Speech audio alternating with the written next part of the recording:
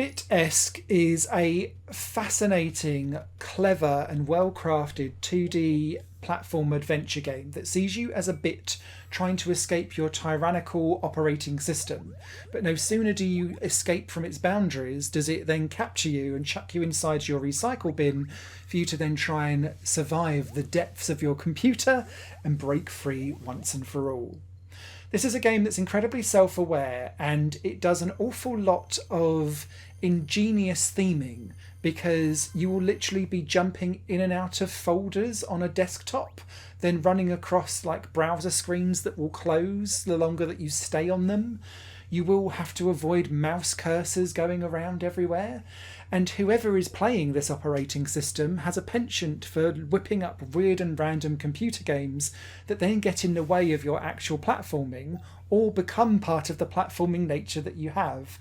And so ESC is one of those games that constantly surprises with some new and interesting things that it wants to do, and constantly doesn't quite break the fourth wall necessarily, but it uses really inventive ways of how we use a computer to then think of how would a bit or a pixel try to escape that if someone was using the operating system whilst you were trying to platform away.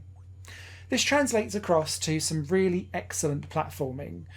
You are going to need to be fast, you're going to need to be precise, but you can also choose how much you want to bite off, because dotted around the game are hundreds of little tiny challenges and puzzles that then, as you grow more and more moves through completing the game, you can then have these optional challenges to then build on all of these collectibles. And the more collectibles you get in general, that starts to define what type of ending you're going to get towards.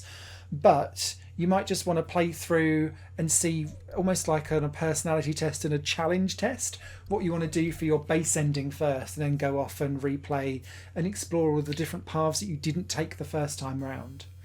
That really makes ESC a very replayable game, but there's also quite a lot of accessibility options in this game that's to try and help you out if you aren't great at being a precision platformer. Some of it is around allowing yourself to have multiple jumps, for example, or having more time on platforms before they then like break away.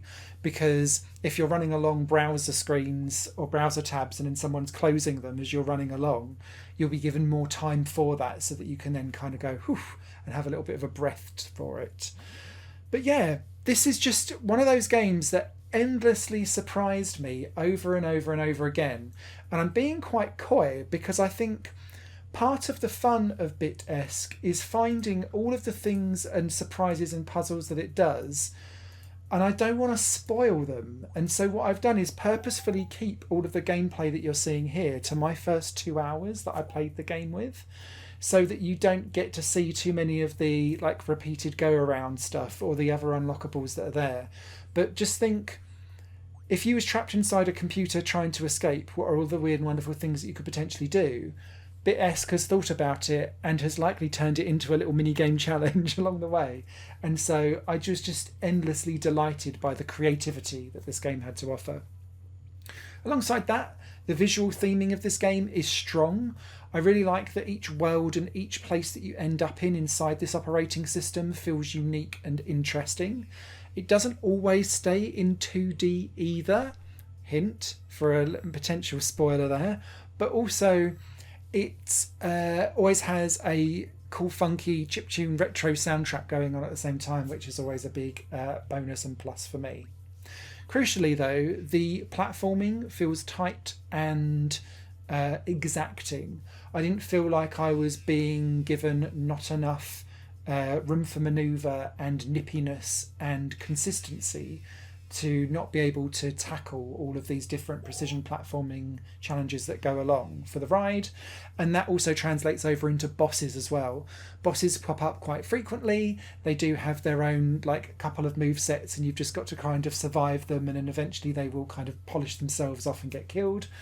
And that's very helpful, but they do play quite retro platformer, cookie cutter style, 3 hits and they're dead type style of bosses, but they are very varied, and so they kind of entertain you from that perspective rather than it being like a big challenge.